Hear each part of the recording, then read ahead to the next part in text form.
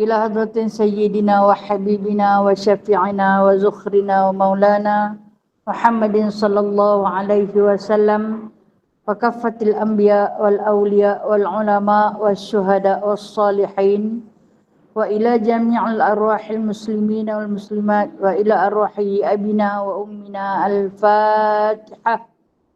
أعوذ بالله من الشيطان الرجيم. بسم الله الرحمن الرحيم.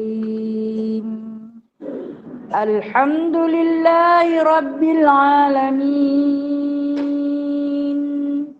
الرحمن الرحيم مالك يوم الدين. إياك نعبد وإياك نستعين. اهدنا الصراط المستقيم صراط الذين أنعمت عليهم غير المغضوب عليهم ولا الضالين.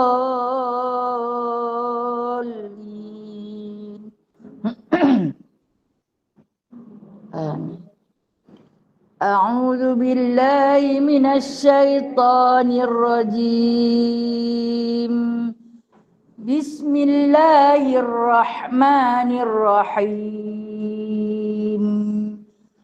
الحمد لله الذي أنزل على عبده الكتاب ولم يجعل له عوجا قيما لينذر بأسا شديدا من لدنه ويبشر المؤمنين الذين يعملون الصالحات أن لهم أجرا حسنا ماكثين فيه أبدا وينذر الذين قالوا اتخذ الله ولدا ما لهم به من علم ولا لآبائهم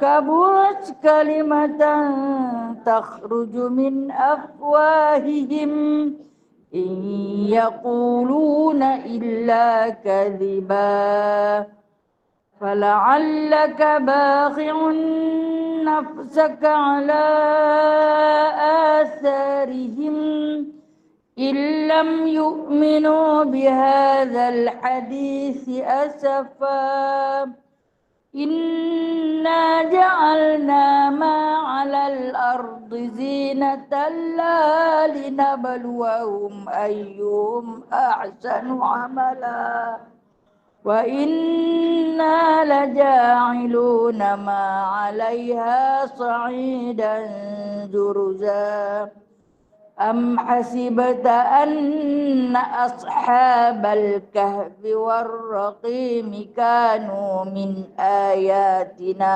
عجبا إذ أوى الفتية إلى الكهف فقالوا ربنا آتنا من لدنك رحمة وهيئ لنا من أمرنا رشدا.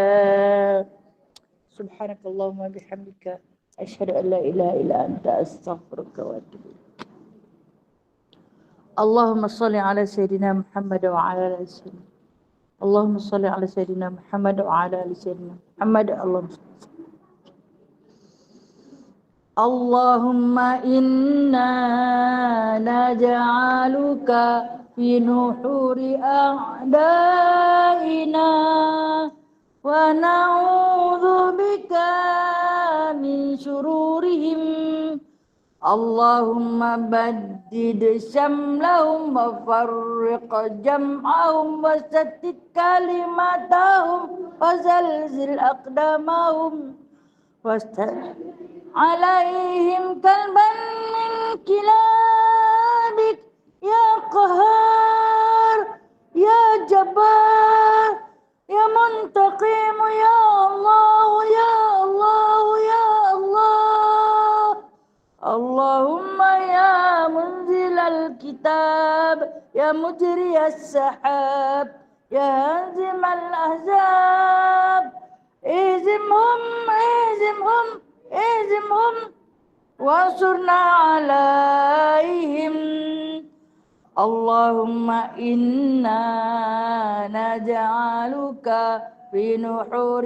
أعدائنا ونعوذ بك من شرورهم اللهم بدد شملهم وفرق جمعهم وشتت كلماتهم وزلزل أقدامهم وسلط عليهم كلبا من كلابك يا قهار يا جبار يا منتقم يا الله يا الله يا الله اللهم يا منزل الكتاب يا مجري السحاب يا هازم الأحزاب اهزمهم اهزمهم اهزمهم وانصرنا عليهم. Ya Allah, kami letakkan kamu di batang leher musuh-musuh kami, dan kami berlindung denganmu dari kejahatan mereka. Ya Allah, hancurkan kumpulan mereka. Ya Allah, pecahkan pakatan mereka. Ya Allah, leburkan pendirian mereka. Ya Allah, musnahkan langkah mereka. Cengkamkan anjing-anjingmu kepada mereka. Ya Allah yang Maha memaksa, Ya Allah yang Maha perkasa, Ya Allah yang Maha membalas, Ya Allah, Ya Allah, Ya Allah, yang turunkan kitab, yang gerakkan awan, yang tewaskan tentera azab. Kalahkan mereka, kalahkan mereka, kalahkan mereka, dan kemenangan untuk kami.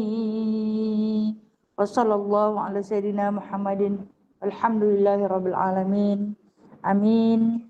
Amin. Amin. Ya mujibad du'a isailin, ya qabilat ta'ibin, ya rahimat du'afa wal fuqara wal yatama wal masakin. Amin ya rabbal alamin. Bismillahirrahmanirrahim. Rabbi shrah li sadri wa yassir li amri wahlul 'uqdatam min lisani yafqahu qawli. Allahumma shalli ala sayyidina Muhammad wa ala ali sayyidina Muhammad. Rabbi yassir wa la tu'assir, Rabbi tamim bi khair ya karim. Subhanaka la ilma lana illa ma 'allamtana, innaka antal alimul hakim. Innaka antas sami'ul alim, innaka antat tawwabur rahim. Amma ba'du, fa ya ibadallah. Alhamdulillah, sahabat-sahabat yang dirahmati Allah, yang diridai, lagi dikasihi. Syukur kita kehadrat Allah Azza wa Jalla atas kurniaannya, limpah dan rahmat daripadanya, jemputannya kepada kita.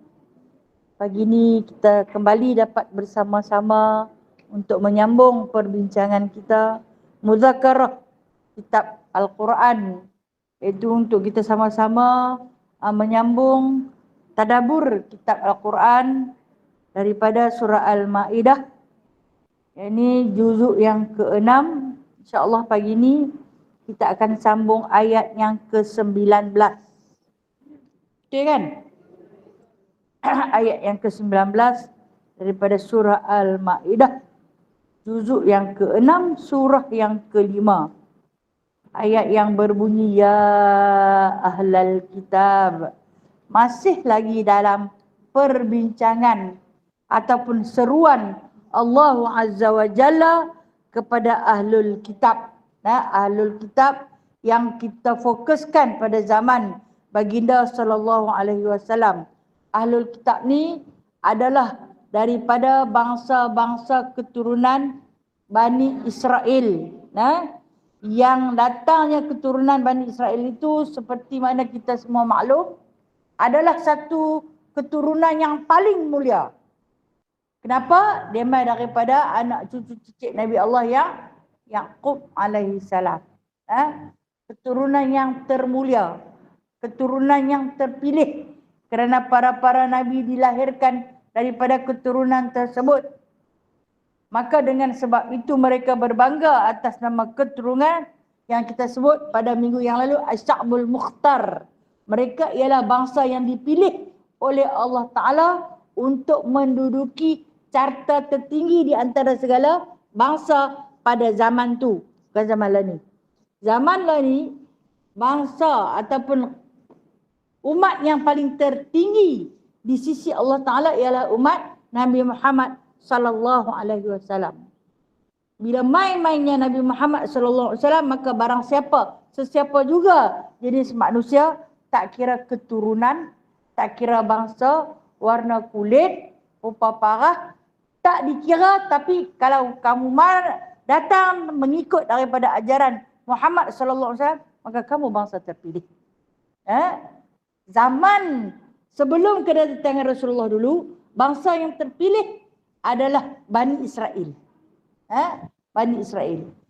Bila hadirnya Rasulullah sallallahu alaihi wasallam, mereka itu telah pun diketepikan. Maka dengan sebab itu mereka terus bermusuhan dengan umat Nabi Muhammad sallallahu alaihi wasallam, yang mana ikrar mereka kepada Nabi sallallahu alaihi wasallam, kami akan sesatkan di kalangan orang-orang beriman kalau mereka tak boleh ikut kami sehasta demi sehasta, kami akan pujuk mereka ikut sejengkal demi sejengkal.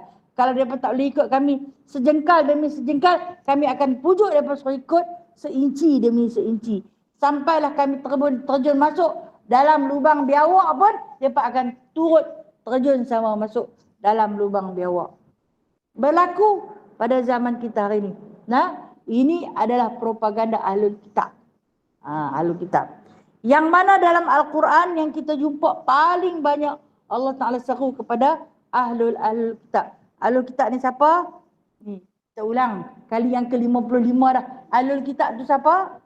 Iaitu di kalangan orang-orang ataupun keturunan pengikut Nabi Allah Musa yang memegang kitab Taurat. Pengikut Nabi Allah Isa yang memegang kitab Injil. Itu Ahlul Kitab. Mai kepada pengikut Nabi Muhammad sallallahu alaihi wasallam yang memegang kitab Al-Quran. Semua umat Nabi Muhammad sallallahu alaihi wasallam memegang kitab Al-Quran, termasuk kita. Adakah kita Ahlul Quran? Taklah ahlul sangat. Maksud ahlul ni, dia boleh hafaz, dia memelihara isi kandungan Al-Quran yang dia faham artinya dan dia jaga sungguh-sungguh akhlak dia. Kita ni boleh baca, faham sikit-sikit. Tidak? Tu pun bukan semua ayat. Nah, jarang-jarang. Kan? Tadabbur kadang-kadang. Okey, itu kita nak. Tetapi kita juga adalah ahlul Quran. Tak boleh sesiapa memusnahkan Al-Quran. Tak boleh sesiapa mencampur adukkan kata-kata dalam Al-Quran. Tak boleh sesiapa juga mengkhianati isi kandungan Al-Quran. Kita rasa marah. Kita ahlul Quran. Mungkin kita hanya ahlul pada bacaan, tapi tidak ahlul pada tafsiran. Mungkin kita ahlul pada tafsiran, tapi tak ahlul pada tadabbur. Tadabbur dengan tafsir adalah dua perkara yang berbeza. Kalau tafsir yang kita duk baca ni, nah yang kita duk baca. Kalau tadabbur, dia akan perisi tiap-tiap satu kalimah ayat. Dia akan buka pasal apa dia gunakan fi'il ni, fi'il madhi. Tidak digunakan amar, tidak digunakan mudhari'. Kenapa digunakan isim maf'ul, tidak digunakan isim fa'il, tidak digunakan isim makan. Kenapa digunakan isim zaman tetapi tidak digunakan isim hal? Itu tadabbur. Dia akan perisi tiap-tiap satu kalimah tu. Pasal apa dia baca dengan baris dhammah, tidak dengan kasrah? Kenapa dibacakan dengan fathah, tidak dengan dhammatain? Itu nama tadabbur. Oh, susah. No, kalau lagu tu mau lari malam kita mengaji, nak apa yang dia duk kata kan. Jadi kita ni mampu menafsir. Tu pun setelah ulama-ulama mufassirin tulis tafsiran kat kita. Kalau kita nak tulis sendiri tak reti. Maka bila ulama telah pun menulis tafsir dengan begitu lengkap pada kita, tu yang sampai lah ni kitab di tangan kita ni. Kitab tafsir Al-Quran. Lepas tu kita baca, kan? Kita baca. Baca seorang-seorang di rumah. Kita tak reti, tidak? Bila kita tak reti, kan, dengan jemputan ilham daripada Allah Azza wa Jalla, kita kembali bersama-sama duduk dalam majlis ilmu, berbincang.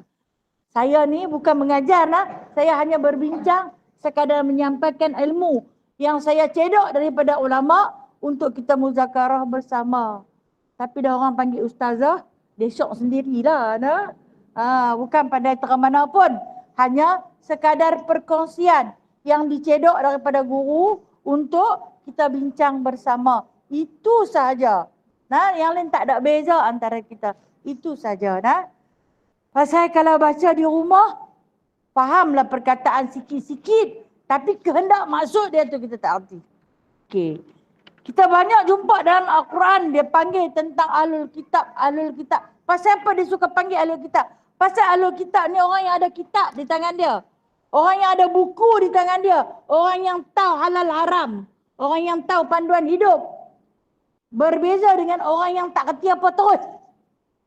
Jadi Allah Ta'ala panggil di kalangan keturunan bangsa Bani Israel, hampa ada kitab Taurat, pengikut Nabi Musa. Hampa ada Taurat. Dalam Taurat tu dah cerita banyak dah tentang tauhid, akidah, mentuhankan Allah, jangan mensyirikkan dia. Dan rasul-rasul dia hantar melalui keturunan Bani Israel. Yang mereka suka, mereka ikut. Yang mereka tak suka, mereka bunuh.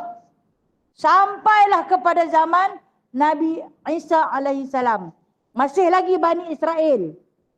Tapi Bani Israel ini dipanggil Nasrani. Kalau Bani Israel zaman Nabi Musa yang ingkar tu dipanggil Yahudi. Mai zaman Nabi Allah Isa dipanggil Nasrani. Tapi masih lagi keturunan Bani Israel. Anak cucu daripada Nabi Allah Yaqub alaihi salam. Nabi Yaqub ke yang mengasaskan Yahudi dan Nasrani? Tak. Dia adalah bapa ataupun dia, kalau kita keturunan Nabi Allah Adam alaihi salam. Dia pun keturunan Nabi Adam alaihi salam. Cuma dia pengasas Bani Israel. Di sini kita faham sangat-sangat Bani Israel itu tak jahat, yang jahatnya Yahudi. Bani Israel itu tak jahat, yang jahatnya Nasrani. Itu yang jahat. Sebab kita tahu keturunan yang mulia, Nabi Allah Yusuf pun daripada Bani Israel, tidak? Tapi dia bawa ajaran yang baik. Pengikut-pengikut dia ikut yang baik. Dan Nabi Musa pun, walaupun dia daripada Bani Israel, tapi dia bawa ajaran baik, pengikut dia ni yang seleweng. Apa pun kita kata, yang bawah-bawah ni, yang jadi macam tu, terlampau taksub, sehingga meletakkan fatwa-fatwa yang berbeza-beza.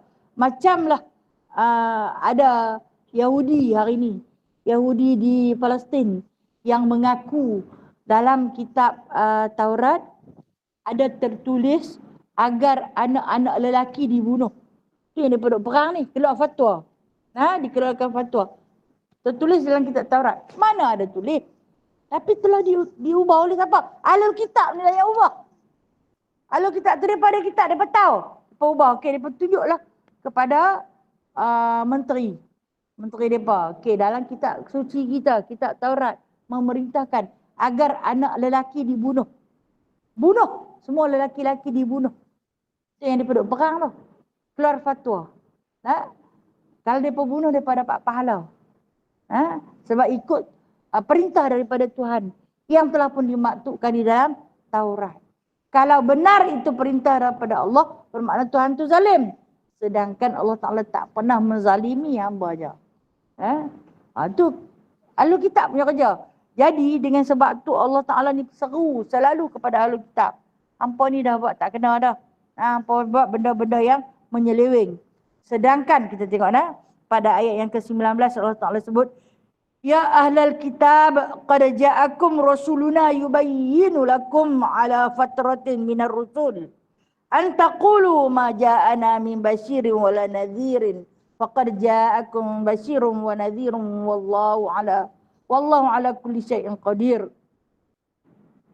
Yang mana firman Allah Subhanahu wa taala kepada ahlul kitab, yakni keturunan daripada bangsa Yahudi Bani Israel dan Nasrani Bani Israel. Kata Ahlul Kitab tu, kau tulis macam tu bagi faham ya. Siapa Ahlul Kitab ni? Yahudi Bani Israel, Nasrani Bani Israel. Apa yang Allah Ta'ala sebutkan kepada mereka? Sesungguhnya, sesungguhnya. Ini saya ulang balik minggu lepas saya cerita. Qad ini ialah dinamakan sebagai huruf qasam. Allah bersumpah dengan betul-betul. Hampa ni beruntung, kata Allah. Telah aku bawa datangkan kepada kamu. Siapa dia? Rasuluna. Rasul. Rasuluna di sini adalah satu perkataan mufrad. Maksud dia seorang Rasul. Aku bawa datang kepada kamu, wahai Ahlul Kitab. Siapa di sini yang dibawa datang? Nabi Muhammad sallallahu alaihi wasallam. Allah panggil kepada Yahudi Bani Israel. Allah panggil, Allah seru kepada Ahlul Kitab Nasrani Bani Israel. Aku nak cerita ke hampa, dah mai dah Rasul tu, dah mai dah. Yang hampa duk tunggu, yang hampa mai dah berapa tahun, berapa ratus tahun. Jarak di antara Nabi Allah Musa, jarak di antara Nabi Allah Isa dengan Nabi Muhammad sallallahu alaihi wasallam 600 tahun . Lama tu, terhenti kan? Tu Allah Ta'ala sebut di sini yubayyinu lakum ala fatratin minar rusul. Setelah terhenti begitu lama, untuk membawa satu keterangan kepada kamu, setelah terhenti begitu lama. Fatrah ni satu tempoh yang panjang. Allah Ta'ala berhenti tak ada Rasul. Mereka dalam kesesatan. Bila umat dalam kesesatan sebab tidak ada Rasul. Kita ni, Rasulullah tinggal kita berapa lama dah? 1,500 tahun lebih kurang. Walaupun tak tepat. Lebih kurang 1,500 tahun Rasulullah tinggal kita. Alhamdulillah kita tak sesat. Walaupun ada juga yang sesat. Kan? Tapi tak ramai.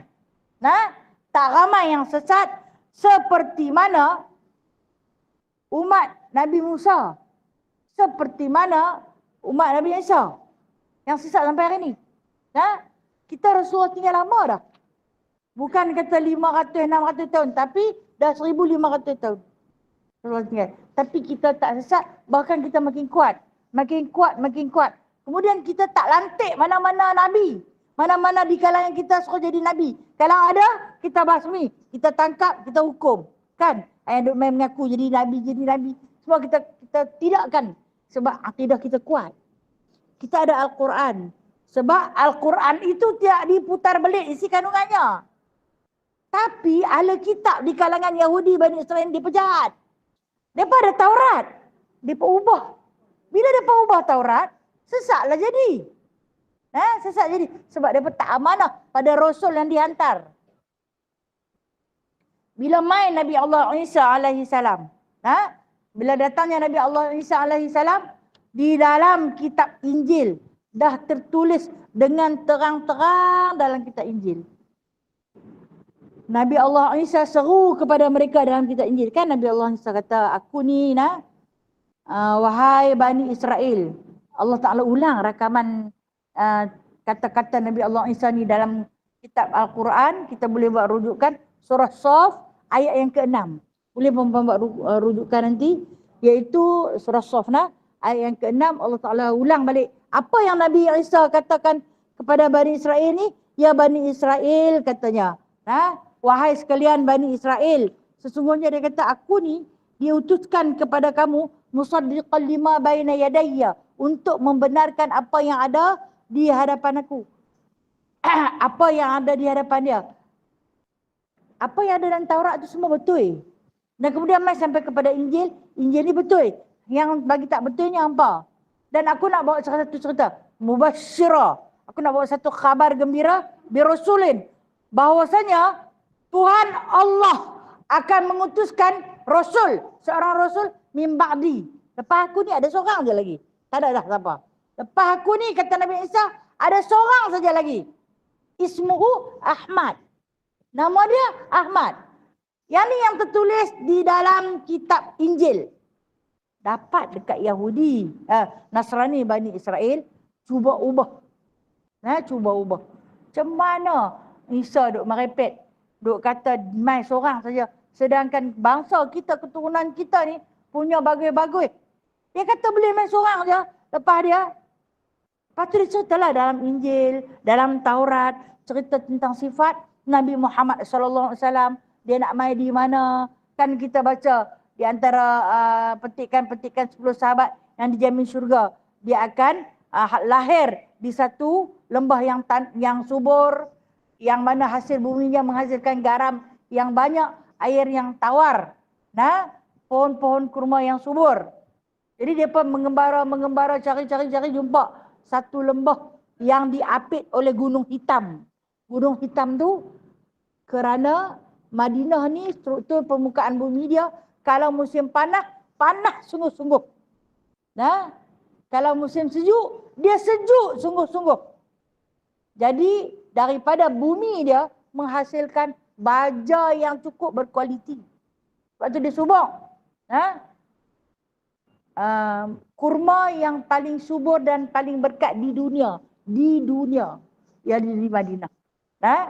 Sebab tu bila orang pergi Madinah, susah payah nak heret berbalik. Walhal usuk tayuk jual berkandak-kandak. Betul tak? Apa yang nak susah? Tak usah pergi. Payah-payah makcik-makcik tu tak larat nak heret beg tu. Tak usah nak beli teruk-teruk. Anak cucu abang, mak tak usah beli teruk-teruk. Kami beli siap-siap di usuk tayuk. Tak mau kan? Nak beli juga di Madinah. Sebab nak ambil keberkatan daripada tanah haram tu. Tempat paling subur, tempat dikebumikan jenazah mulia baginda Nabi SAW. Tempat yang menyaksikan perjuangan Islam yang mana berkembang di bumi tersebut. Dan bumi yang paling dirahmati adalah bumi Madinah. Itu yang nak pergi juga tu, sebab kurma dia tumbuh di bumi tersebut. Jadi orang Yahudi ni, Yahudi Bani Israel, Nasrani Bani Israel, Allah Ta'ala bagi dekat mereka, di antara kenikmatan mereka orang yang bijak. Pandai Allah Ta'ala bagi kat mereka. Kebijaksanaan tu mereka kaji. Di dalam kitab Taurat sebut macam ni, Injil sebut macam ni, kita cari. Cari jumpa lah lembah Yathrib. Bila jumpa lembah Yathrib, kita duduk di sini. Kita bermukim di sini. Ketika itu lembah Yathrib ni dah ada orang Arab. Tapi tak ramai. Susah. Orang Yahudi Bani Israel yang saya kata Allah Ta'ala bagi kebijaksanaan, mereka bercucuk tanam. Mereka ajak bercucuk tanam. Jadi tempat tu yang dah memang subur, lagi subur. Mereka ni rajin. Orang Bani Israel, mereka cukup rajin. Kalau kita tengok, bijak tak bijak mereka, zaman Nabi Allah Musa. Dah berapa ribu tahun yang lalu. Zaman Nabi Allah Musa. Ketika mana Fir'aun memerintah. Fir'aun bukan Bani Israel, okey? Fir'aun bukan keturunan Bani Israel.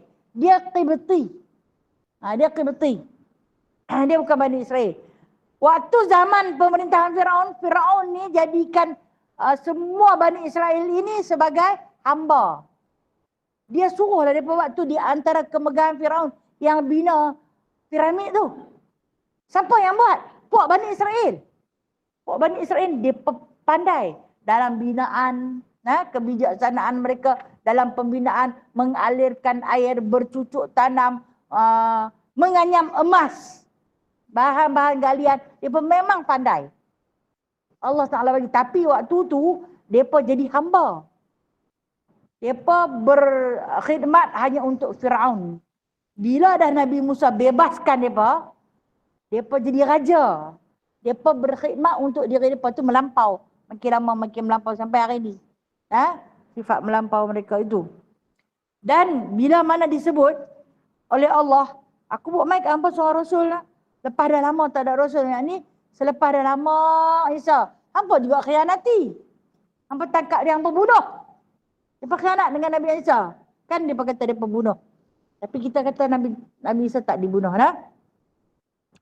Kami buat mai. Seorang lagi Nabi. Buat mai tak, hampa tak boleh terima. Dengan sebab bukan keturunan hampa. Dia harap-harap dia tunggu di Madinah tu. Lahirlah seorang Nabi.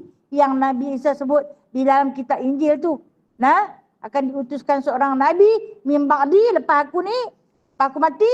Nama dia Ahmad. Mai nama Muhammad. Bukan daripada keturunan Bani Israel. Marah sangat-sangat. Tak boleh terima. Walhal, okey kita tengok. Bangsa Arab masa tu pun jahil. Waktu kedatangan Rasulullah tu, mereka membunuh anak-anak perempuan. Betul tak? Tapi dia bukan Bani Israel tu. Itu bangsa Arab. Bunuh anak perempuan, membiarkan anak lelaki hidup. Zaman Nabi Musa, bunuh anak lelaki, membiarkan anak perempuan hidup. Itu yang berlaku. Jadi tak banyak beza lah antara Bani Israel zaman Nabi Allah Musa dengan Arab Jahiliyah zaman Nabi Muhammad SAW. Setelah Nabi lahir dan Nabi Zahir. Lahir di bumi Mekah, Zahir di bumi Mekah. Setelah berusia 40 tahun, mereka tak boleh terima dengan sebab hidup dalam penuh kejahilan. Allah Ta'ala wahyukan kepada Rasulullah pindah pergi Madinah. Bila pindah pergi Madinah, mai-mai dia tengok umur dah 40. Waktu Nabi pergi, Nabi umur 53 tahun.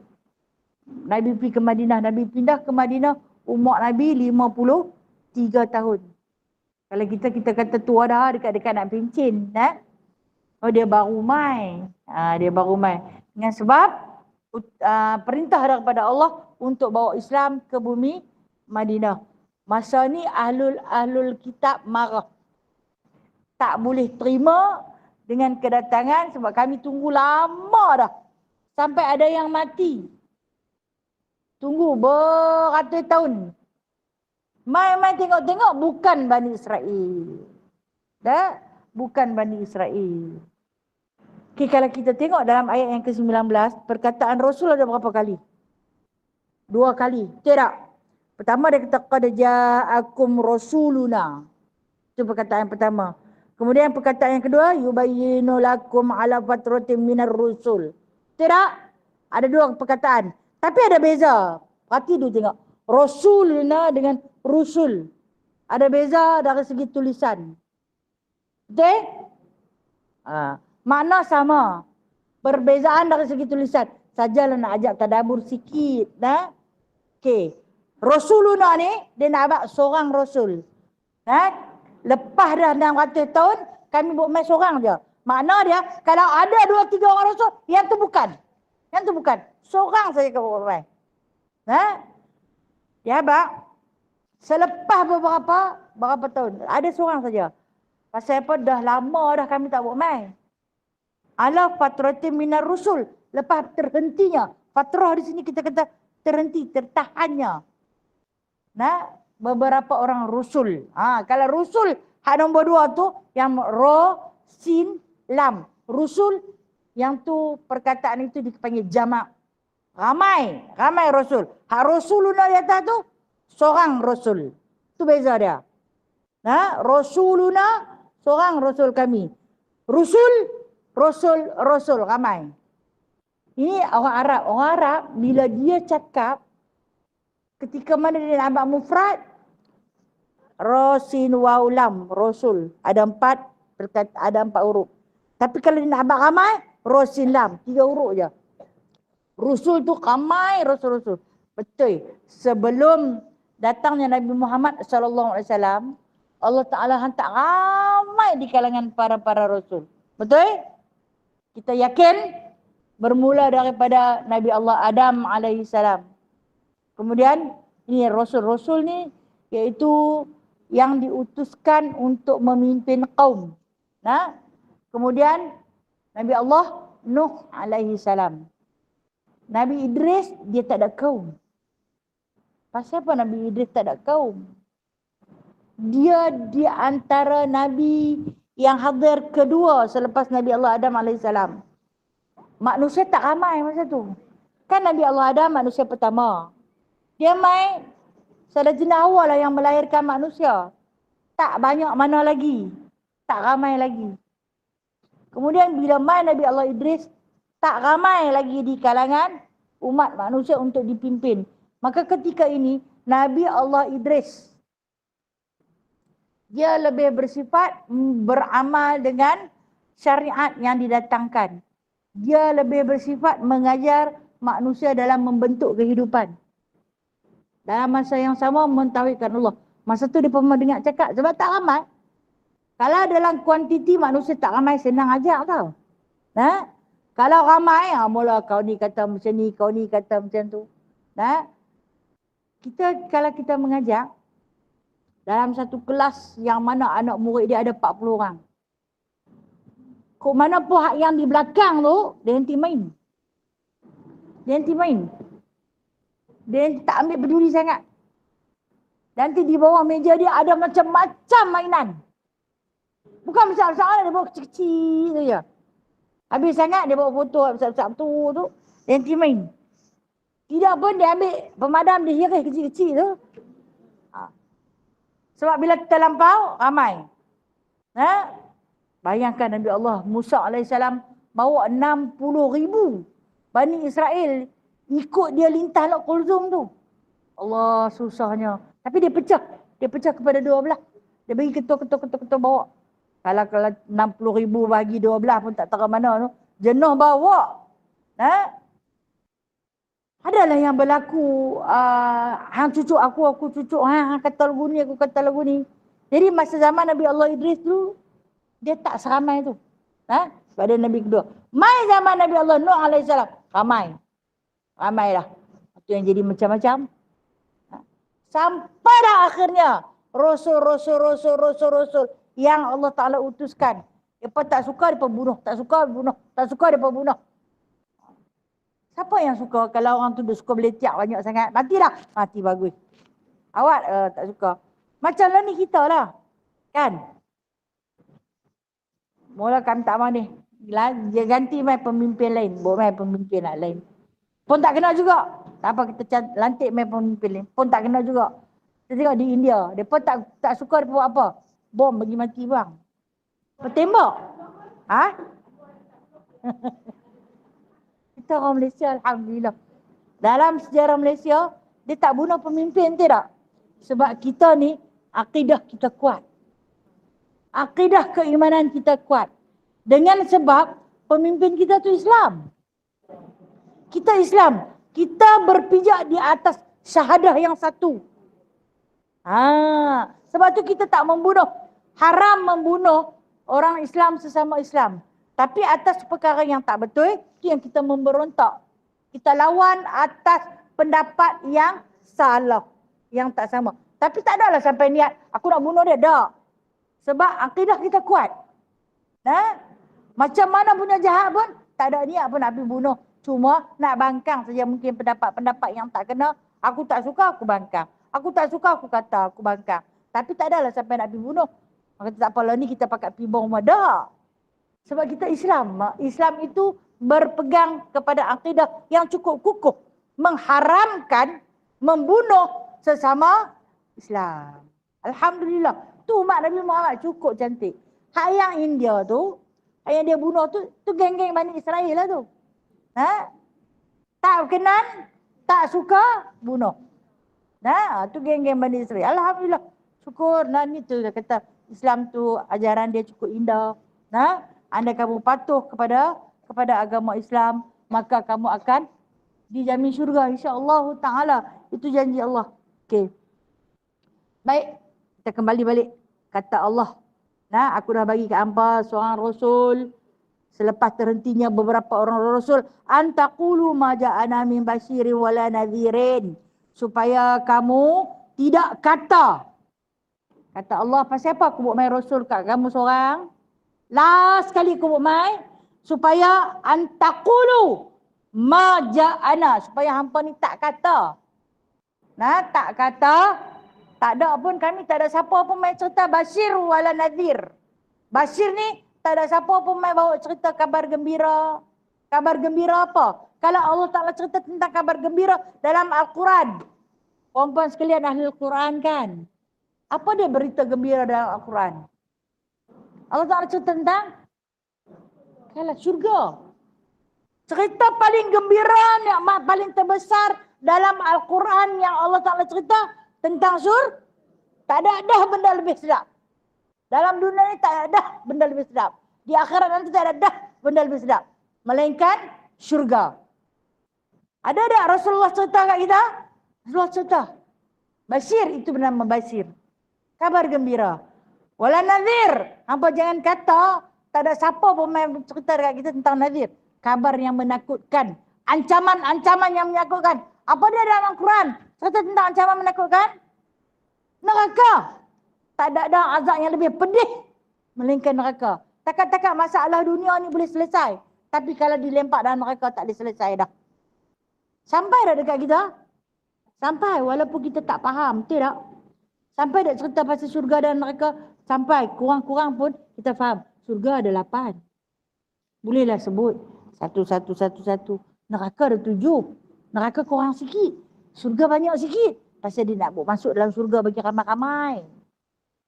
Tapi kalau kita tak taat kepada Allah, kita akan masuk ke neraka. Dia cerita tak? Tu, walaupun kita tak faham, tapi kita faham cerita. Betul tak? Kita tak faham. Dia cerita dia dah. Al-Quran ni semua bahasa Arab. Tapi kita pergi belajar. Kita pergi cari ilmu. Daripada ilmu itulah kita faham. Cerita dalam Quran ni pasal neraka. Nah, nak masuk neraka ni tak susah. Tak susah buat taat pada Allah. Neraka lah tempat dia. Nak masuk surga pun tak susah. Taatlah pada Allah, masuklah surga. Betul tak? Susah nak masuk surga. Kalau saya kata susah lah. Pasal hati kita ni jahat kan. Dia nak buat baik memang. Sentiasa nak buat baik. Dalam masa yang sama dia jadi juga. Dia jadi juga kejahatan tu. Jadi kata Allah, untuk apa aku utuskan seorang Rasul yang terakhir ni? Pasal aku tak mau dengar. Hampa kata tak ada siapa pun main hebat kat kami. Tak ada siapa pun main hebat kat kami. Cerita tentang surga dan neraka. Hari ni kau hantar Muhammad. Muhammad dia datang membawa khabar basyira wa nadhira. Cerita tentang nikmatnya surga. Cerita tentang azabnya neraka. Betul? Hari ni Nabi tinggal, saya ulang sekali lagi. Nabi tinggal kita dah 1500 tahun. Sampai tak khabar tentang surga dan neraka? Sampai. Malahan kita ni, hari-hari kita ada kuliah. Baru ni, Isnin baru ni. Kuliah kita, Tanbihul Ghafilin, cerita tentang sifat ahli surga. Nikmat paling tertinggi ahli surga perolehi ialah melihat zat Allah Ta'ala. Kan, ahli-ahli surga minta kepada Allah Ta'ala. Kami nak sujud hari ni ya Allah. Pasal tengok punya sedap nikmat Allah ni, sedap yang tak terhingga. Masuk dalam surga dapat seorang dua. Dalam dua tu dapat dua lagi. Tapi tak sesedap melihat zat Allah. Dapat lihat zat Allah ni. Minta izin nak sujud. Allah Ta'ala kata hari ni bukan hari sujud. Hari ni bukan hari rokok. Aku tak izin sampai sujud. Minta juga nak sujud ya Allah. Pasal apa? Terlampau sedap. Sampai tak sedap diri. Punya sedap. Tak tahu nak kata macam mana. No? Tak tahu nak kata macam mana sedapnya. Nikmat. Allah cerita dalam Al-Quran. Nikmat yang paling tertinggi ialah ahli syurga dapat melihat zat Allah. Punya sedap. Allah Ta'ala izinkan sujud. Berapa lama? Setahun. Pengsan rupanya tak sedap diri.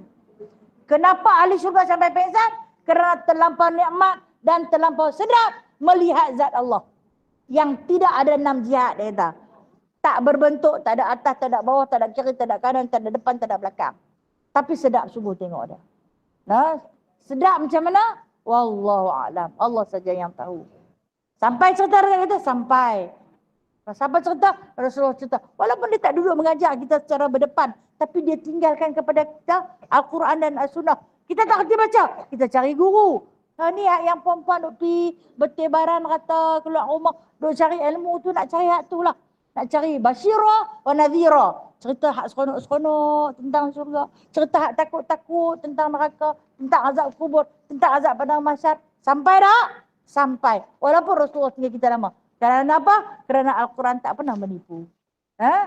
Itu indahnya. Indahnya kita dalam beragama, dan lebih indah apabila kita hiasi dia dengan ilmu. Bila ada ilmu, cantik lagi lah Islam kita tu. Kata Allah lagi, faqad ja'akum basyirun wa nadhir. Dah sampai dah ke hampa kan? Faqad, maka sesungguhnya, ja'akum, dibawa datang di sini, ja'a fi'il madhi. Maksudnya telah dibawa datang. Bukan baru hari ni sampai. Baru hari ni sampai ni kita baru baru mengaji. Dulu-dulu kita ada masa. Ada masa, bukan jangan kata tak ada masa. Semua orang ada masa. Setiap makhluk yang lahir di muka bumi ni, kita ada 24 jam masa. Tapi pengisiannya kurang. Kita sibuk dengan benda lain. Sibuk dengan benda. Mungkin susah payah kita dalam membesarkan anak-anak. Susah payah kita dalam melayani ahli keluarga kita. Tapi yang tu ilmu lah. Ilmu pahala cukup banyak. Okey, kalau kita tengok pahala untuk seorang perempuan menyediakan air minuman pada suami dia.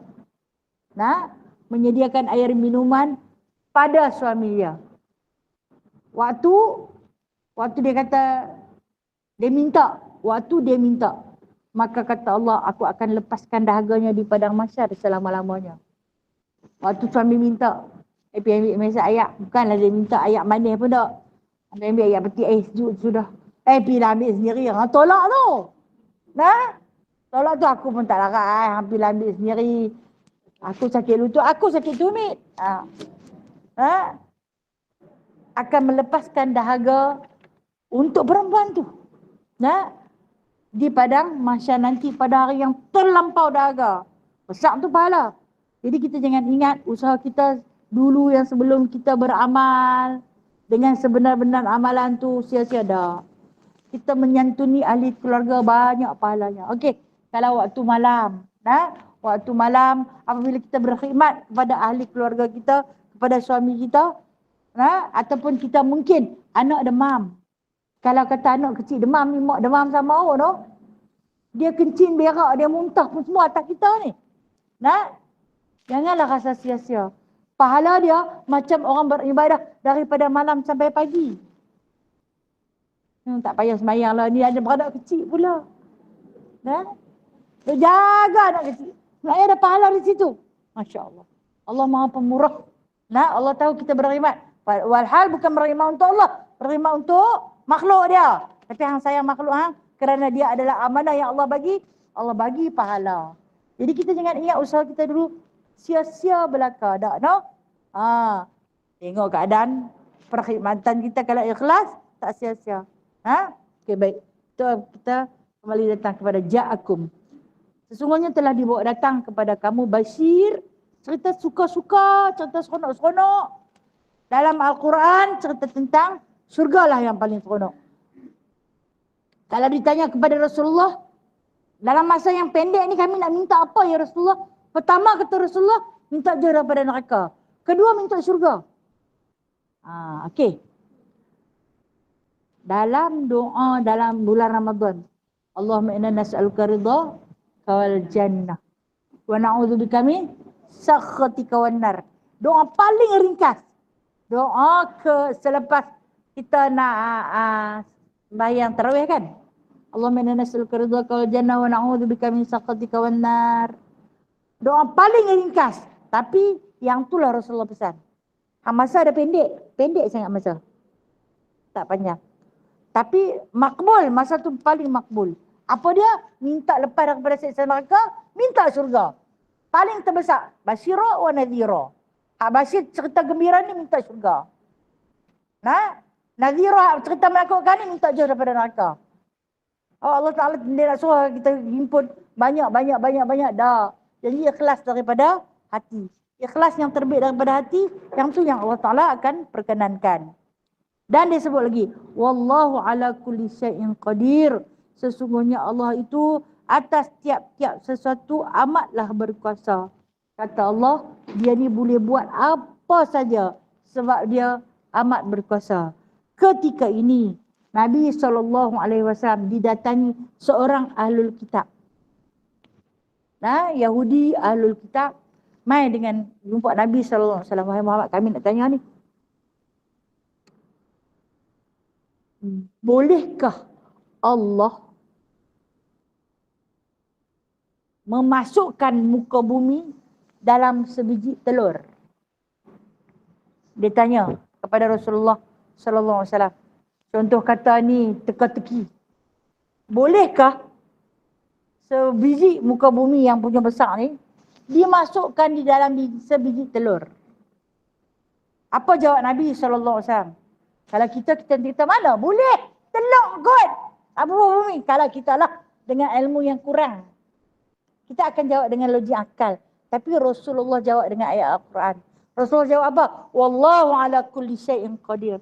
Allah Ta'ala itu di atas tiap-tiap sesuatu amat berkuasa. Boleh, kata Rasulullah. Boleh.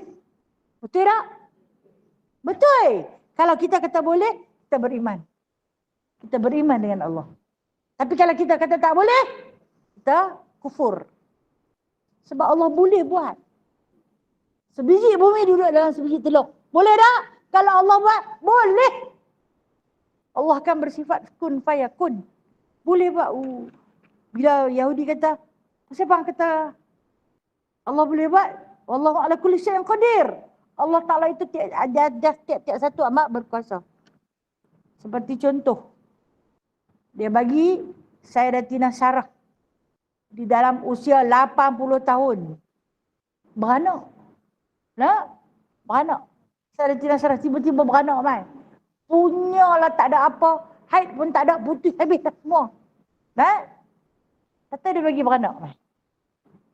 Tua lah kawan. Kan? Wallahu ala kulli syai'in qadir. Kita ni rasa dah tua dah. Tak layak lah. Duk hurut dengan minyak hangat je sebelum tidur kaki. Duk minyak angin je. Nah? Macam-macam minyak ada. Nah? Kayu putih ke, kayu hitam ke, kayu mana ke. Nah? Kira tahap masuk bilik tu bau minyak angin dah. Tak bau lah loceng-loceng minyak angin dah. Masuk bilik cong lah dia bau. Ha, okey. Andainya ada Tok Wan lagi. Katalah yang ada Tok Wan lagi. Tengok mengandung. Tok Hang mengandung. Adakah mustahil? Adakah mustahil? Tidak mustahil. Okey, tak ada Tok Wan. Tak ada Tok Wan, tak ada Tok mengandung.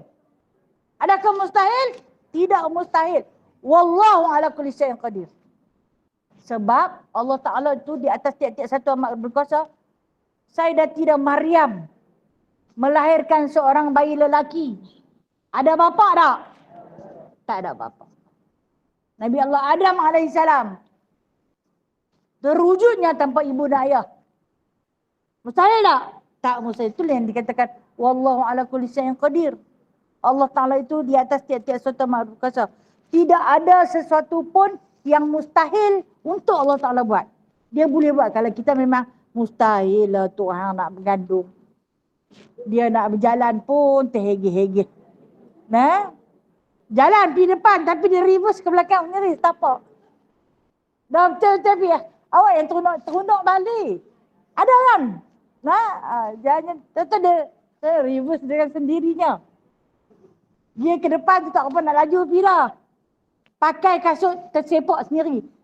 Tak ada batu pun. Tak ada lubang. Tapi terbang. Sepak apa? Tak sepak apa. Sepak kasut sendiri. Nah, tengok-tengok mengandung. Adakah mustahil?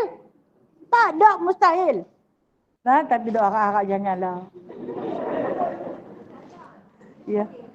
Apa dia?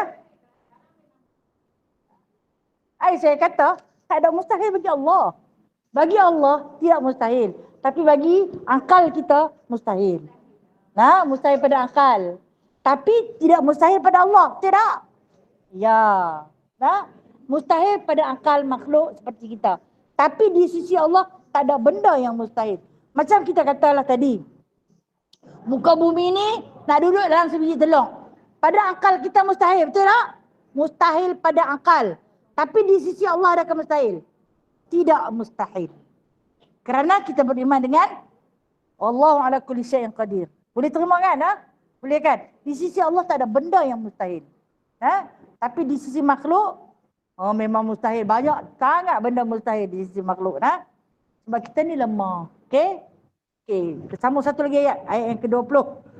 Wa idh qala Musa liqaumihi ya qaumi dzkuru ni'matallahi 'alaikum idh ja'ala fikum anbiya wa ja'alakum muluka wa atakum ma lam yu'ti ahadan minal alamin. Ketika mana, ingatlah kamu ketika mana kami berkata kepada Musa. Nah, ingatlah, tak kala Musa berkata, maaf saya silap bubu. Ingatlah ketika mana Musa berkata bagi kaumnya, wahai kaumku, uzkuru ni'matallah. Ingatlah nikmat Allah atas kamu. Ha, apa dia? Nikmat Allah ke atas kaum dia ni. Kaum dia ni kaum Bani Israel. Nah. Apa dia? Izja'ala fikum anbiya. Kerana ia telah jadikan kepada kamu nabi-nabi. Wa ja'alakum muluka. Dan ia telah jadikan kamu raja-raja. Wa atakum ma lam yu'ti ahadan minal alamin. Dan ia telah beri kepada kamu apa yang tidak pernah diberi pada seorang pun di kalangan makhluk-makhluk di dalam alam ini. Okey. Ayat ni cerita tentang Nabi Allah Musa dengan kaum dia. Ketika mana dia panggil kepada kaum dia, nah, ingat nikmat Allah Ta'ala pada hampa. Baik. Apa dia nikmat Allah Ta'ala bagi kepada kaum Bani Israel? Apa dia? Zaman Nabi Allah Musa dulu. Yang pertama apa? Dilepaskan daripada Fir'aun. Itu nikmat yang pertama Allah Ta'ala bagi kepada Bani Israel zaman Nabi Musa. Dia lepaskan waktu melintasi Laut Kulzum kan. Bila dah sampai Nabi Musa AS bertemu jalan buntu. Bawa 60,000 tentera Bani Israel punya ramai. Bawa waktu malam. Nak lepaskan daripada perbudakan Fir'aun. Fir'aun buat hamba sungguh-sungguh. Nah, seksa sungguh-sungguh. Bani Israel. Jadi Nabi Musa bawa pindah. Bawa lari malam. Tapi lari punya lari. Akhirnya jumpa satu jalan buntu. Lautan punya luas. Kita nak pergi ke mana ni? Patah balik ke belakang jumpa Fir'aun. Nak pergi ke depan laut. Mana kita nak pergi? Dan Allah Ta'ala datangkan wahyu. Wadrib bi'asakal hajar. Hang katok tongkat hang. Ada satu batu yang besar. Katok kat situ. Akan terbukalah jalan. Yang dia kata, tu nikmat paling besar. Bawa pergi. Terbuka jalan.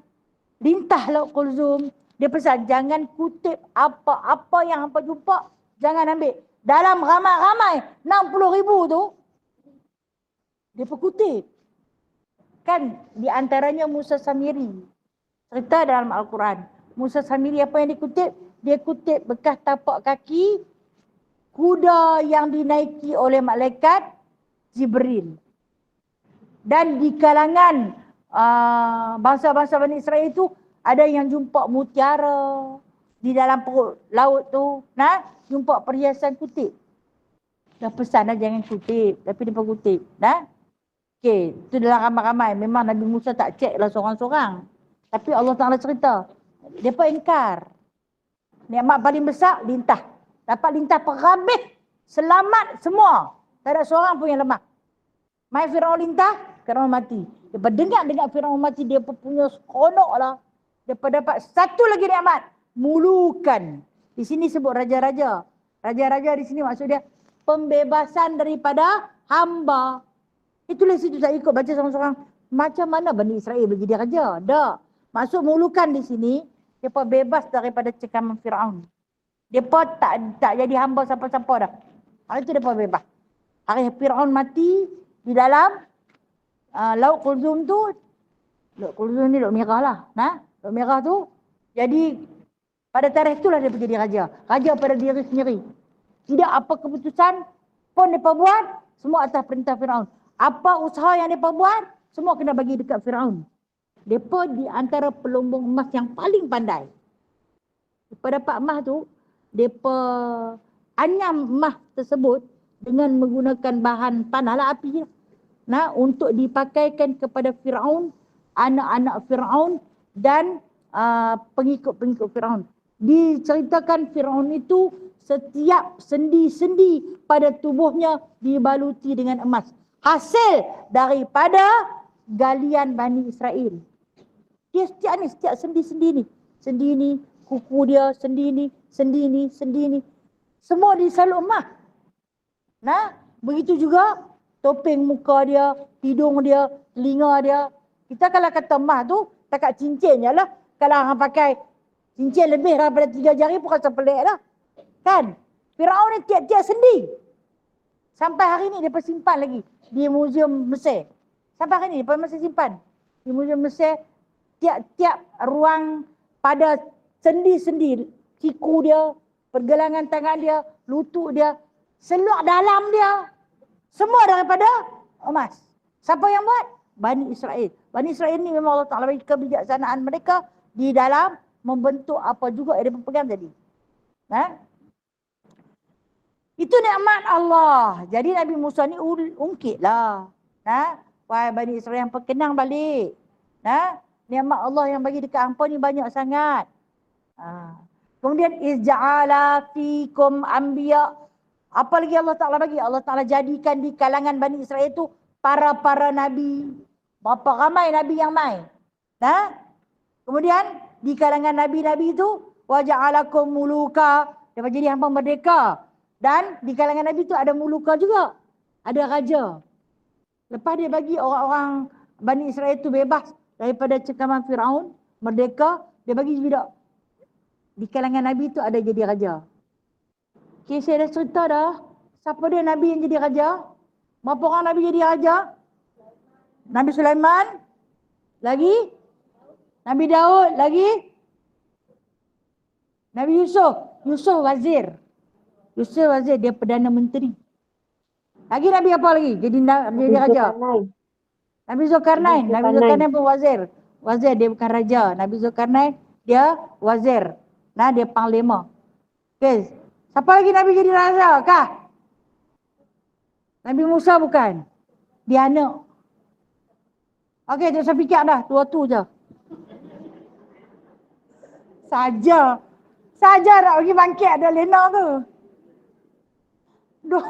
Dua tu maaf saja. 2 orang je melawak Nabi Sulaiman dan Nabi Allah Daud saja yang dilantik menjadi raja. Juga daripada keturunan Bani juga datang daripada keturunan Bani Israel. Hebat kan anugerah Allah Ta'ala bagi? Allah Ta'ala bagi cukup hebat. Tak bagi Nabi. Dan Nabi tu ada raja. Bila Nabi jadi raja, dia boleh perintah. Tengok Nabi Allah Sulaiman. Dia dah jadi Nabi. Dialah Rasul. Dialah raja. Dan perintah yang Allah Ta'ala bagi tu, binatang, tumbuh-tumbuhan, jin, manusia, semua patut taat dekat dia. Semua patut taat dekat dia. Kita raja, kita adalah ni. Betul tak? Bukan kata manusia saja tak taat. Jin dengan binatang lagi lah tak taat kan. Manusia pun tak berapa nak taat. Betul tak?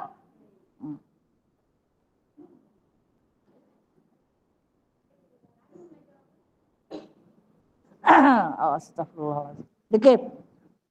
Wa atakum ma lam yu'ti ahadan minal alamin. Dan kata Allah Subhanahu wa taala lagi, dan kami datangkan kepada kamu, kepada siapa? Kepada kaum-kaum Bani Israel itu, ahadam ma lam yu'ti ahadan minal alamin, sesuatu benda yang kami tak datangkan kepada orang lain minal alamin, di seluruh alam ni. Maksudnya alam ni alam zaman Nabi Musa.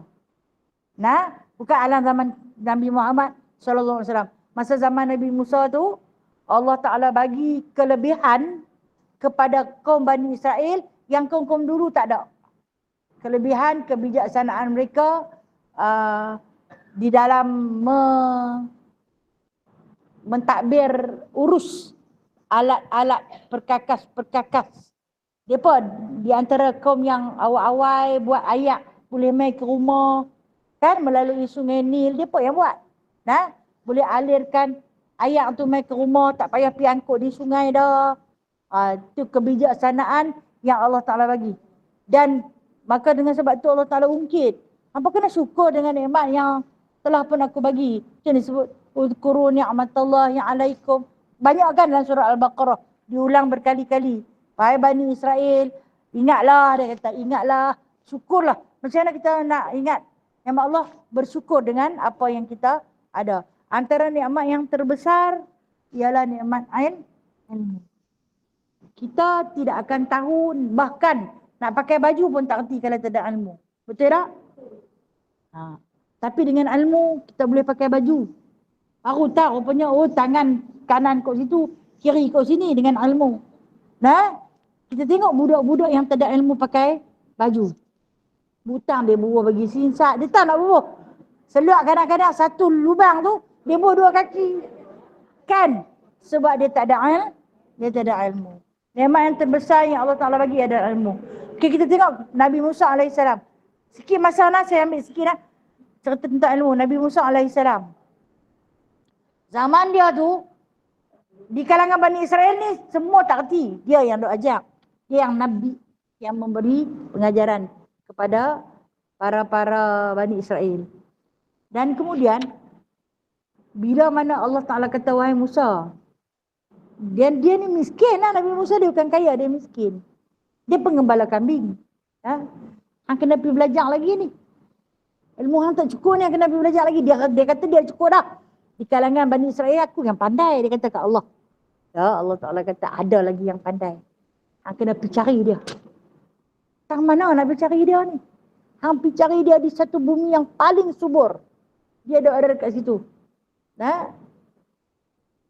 Ada keluarga, dia tak ada berkeluarga. Dia hidup sendiri. Tu Nabi Musa kata, aku ni dah lah susah. Tapi cari hak lagi susah daripada aku suruh jadi guru. Kan? Dia pergi kan, dia bawa bekal kan? Dan surah Kahfi cerita kan, dia bawa bekal, dia bawa ikan. Pun dan makan sikit, ikan tu masuk ke laut. Tang ni baru dia tahu, rupa-rupanya aku ni kena belajar banyak. Pasal apa? Macam mana ikan kering aku boleh hidup masuk ke laut? Macam mana ikan aku boleh hidup ke laut? Rupanya di situ adanya seorang Nabi yang disebut Nabi Subur. Khidir ni maksud dia subur. Nak pergi berguru dengan Nabi yang subur tapi tak ada apa-apa. Kalau dia ada juga tongkat. Dia Khidir apa pun tak ada. Tapi ilmu banyak.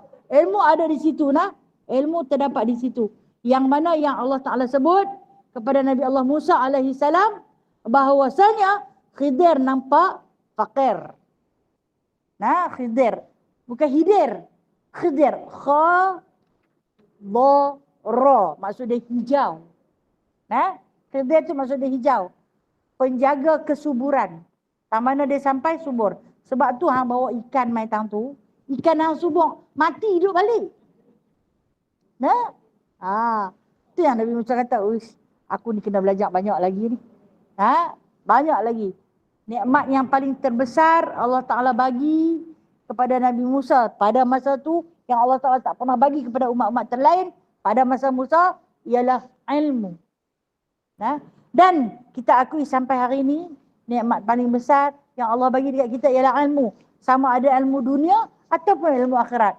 Kalau kita nak duduk di dunia ni, nak hidup di dunia, wajib ada ilmu dunia. Tak? Kita nak kembali ke akhirat, wajib ada ilmu akhirat. Jadi bermakna kita kena ada dua-dua ilmu. Kita kena ada dua-dua ilmu. Barulah kita akan jadi manusia yang berguna untuk diri sendiri dan untuk orang lain. Wallahu a'lam. InsyaAllah kalau ada rezeki minggu depan sini ya. Minggu depan nak ikut baru minggu kedua Tak apa, kita tengok macam mana cerita. Nanti saya beritahu. Esok tak ada. Esok Isra Mi'raj Esok Isra Mi'raj. Jadi saya ada program dengan jabatan. Jadi tak ada lah bila ada program dengan jabatan tak ada. Bila esok tak ada, lusa tak ada. InsyaAllah Isnin. Nah, surah Muttaqin. InsyaAllah, wallahu a'lam. Sambung ayat yang ke-21 nah insyaAllah.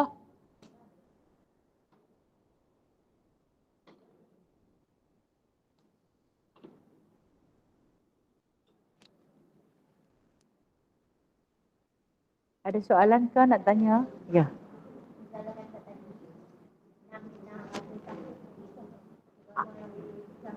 Ya, ya. Okey. Okey. Baik, terima kasih, terima kasih. Nah, tanya sahabat kita, Kak Lia tanya, di antara Nabi Isa alaihi salam dengan Nabi Muhammad sallallahu alaihi wasallam jarak dia 600 tahun. Dalam tempoh 600 tahun tu, apa berlaku pada umat-umat tersebut? Adakah mereka sesat atau mereka beriman?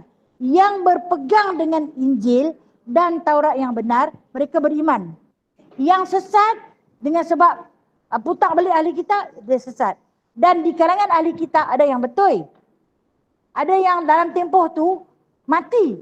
Nah, mati beriman dengan Taurat dan Injil yang benar, dia pun mati dalam Islam. Nah, dan ada yang sesat. Macam kita kata contoh kita, Rasulullah tinggal kita dah 1500 tahun. Lama dah kan? Di kalangan kita ada yang sesat. Ada yang beriman. Ada. Macam tu juga depa. Nah, tempoh dalam tempoh tu. Allah ni dia tinggal, dia tak pernah tinggal kosong. Dia tinggal kitab. Okey, jarak di antara Nabi Allah Musa dengan Nabi Allah Isa disebutkan hampir 2000 tahun. Hampir 2000 tahun. Lama tu. Nah, nak mai Taurat ke nak jumpa Injil tu lama. Tapi tak sesat ke semuanya. Nah, selagi ada kitab tak sesat. Sebab tu kenapa Allah hantarkan kitab? Dia sebagai panduan hidup. Macam tu juga kita. Lama dah Rasulullah tinggal kita. Kan? 1500 tahun. Selagi ada kitab, selagi kita berpegang dengan Al-Quran, insyaAllah kita tak sesat. Yang tak mau pegang tu yang duk sesat tu. Okey, ada yang tanya kan, macam mana cerita ibu Nabi Muhammad sallallahu alaihi wasallam, ayah Nabi Muhammad sallallahu alaihi wasallam. Sedangkan Nabi sallallahu alaihi wasallam itu lahir, ayah dia dah wafat, baru dia lahir. Kemudian umur dia 6 tahun, mak dia wafat. Dia sempat tak terima ajaran daripada Rasulullah? Tak sempat. Tidak. Islamkah mereka? Mereka beramal dengan kitab Injil yang dibawa datang melalui ahli kitab yang berpegang dengan sebenar-benarnya. Mereka wafat dalam keadaan beriman dengan Rasul yang akan datang. Mereka tak tahu punya anak dia pun Rasul. Nah, jadi Islam. Mukminlah, beriman. InsyaAllah ta'ala. Nah, wallahu a'lam. Ya.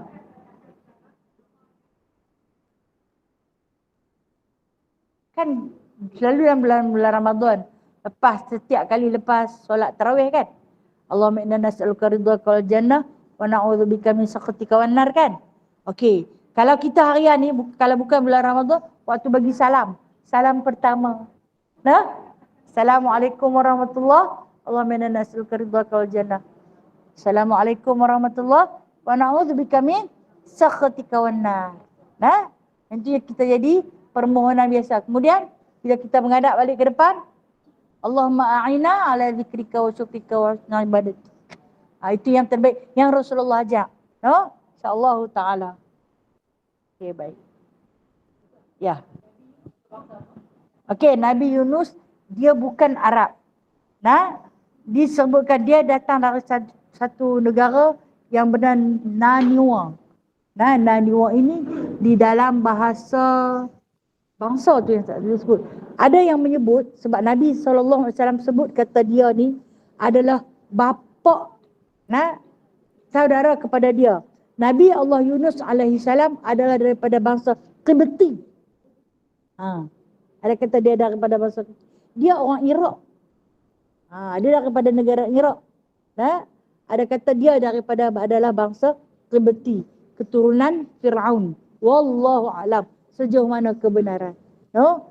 Terima kasih. Apa dia? Jenazah? Okey. Okey. Okey, okey. Ya, baik. Okey. Okey, baik. Terima kasih. Kita ziarah jenazah. Adakah semestinya kita pergi tengok jenazah tu kena pergi tengok muka? Tak semestinya. Hadir pun cukup. Kenapa kita ni disuruh hadir menziarahi jenazah? Kerana ia boleh mengingatkan kita dengan kematian. Benda yang paling terbaik ni orang ingat mati. Kita takut nak buat jahat, kita takut nak buat dosa. Jadi semestinya kita pergi tu buka tengok, tak. Tidak semestinya. Tapi kalau kita nak pergi tengok pun tak mengapa, kerana sesungguhnya dia boleh mengingatkan kita tentang kematian. Dekat sangat, hari ni hari dia. Mungkin saat lagi kita, esok lusa kita. Dan bolehkah seorang lelaki melihat jenazah perempuan? Boleh, selagi jenazah tu ditutup aurat.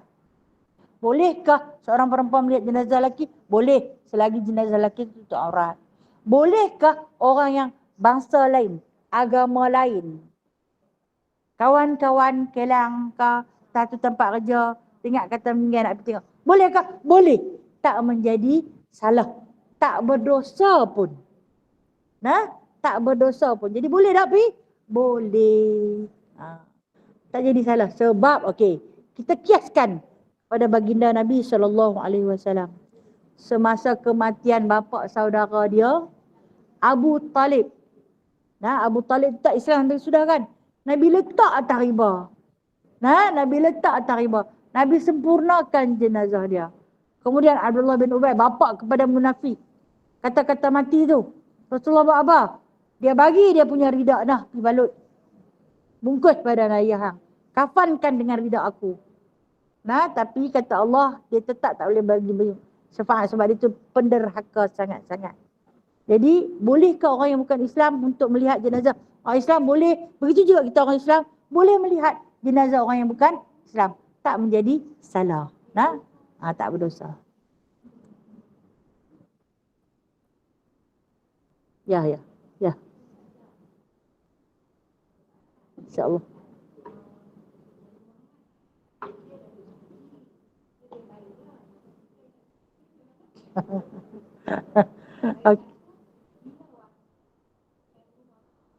Afdal.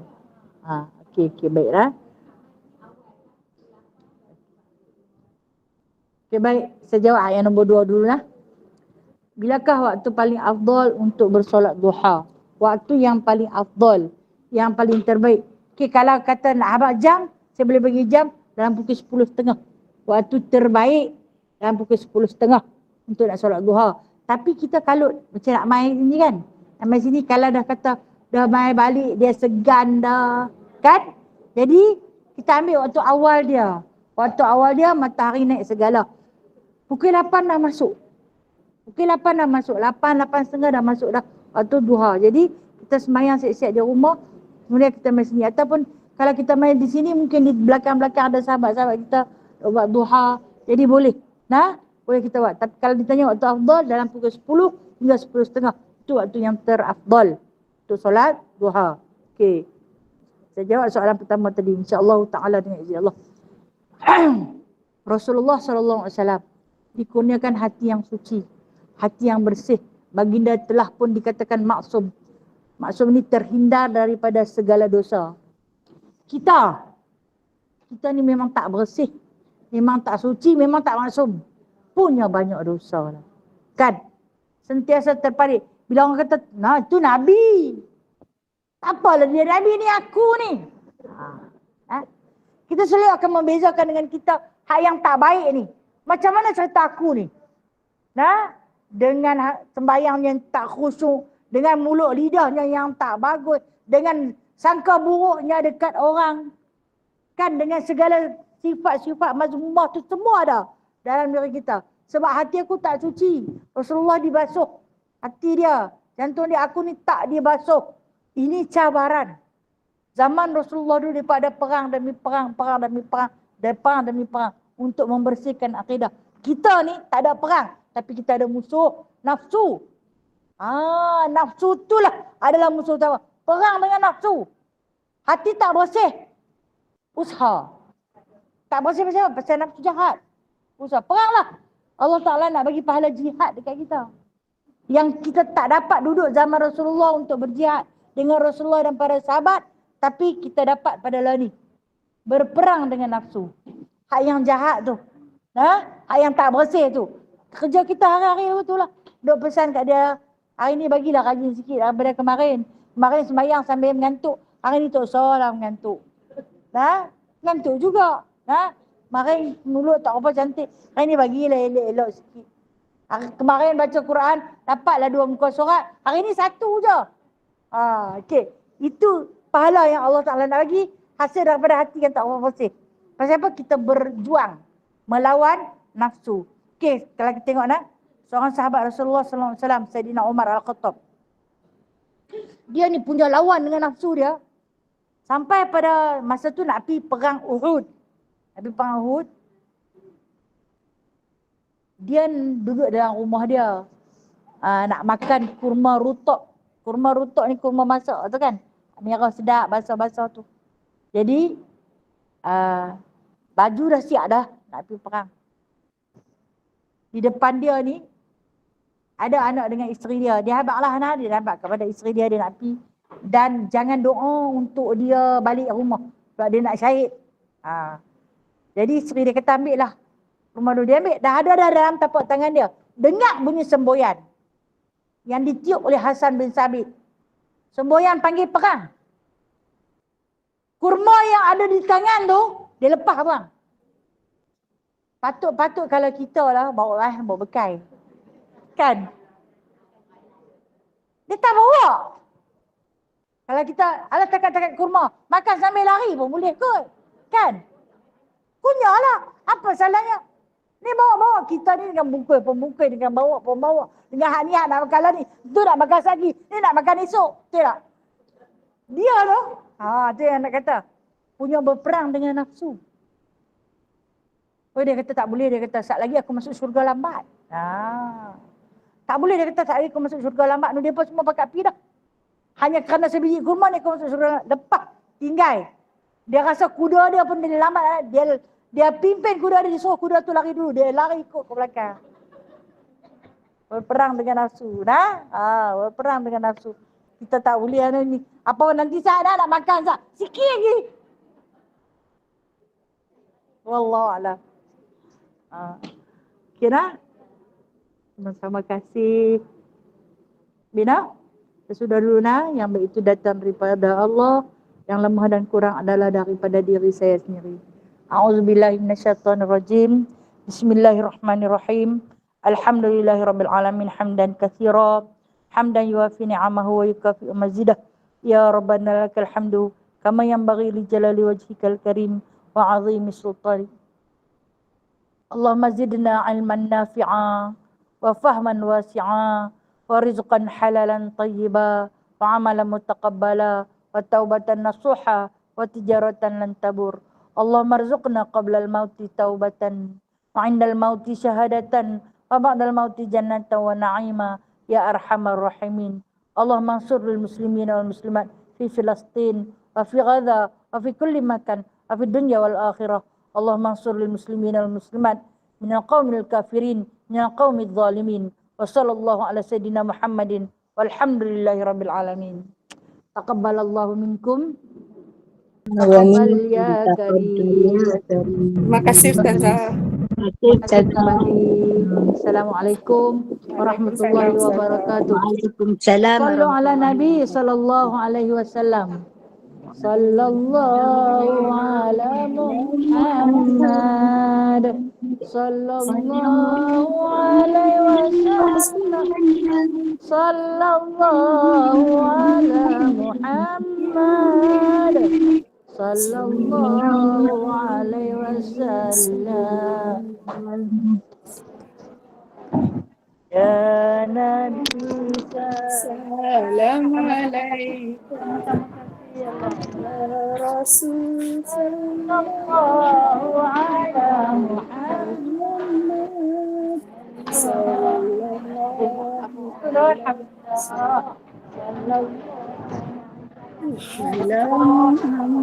Allah paling besar. Baca mana makan daun tu? Alhamdulillah. Alhamdulillah. Saya makan sedikit. Tak boleh nak ambil banyak.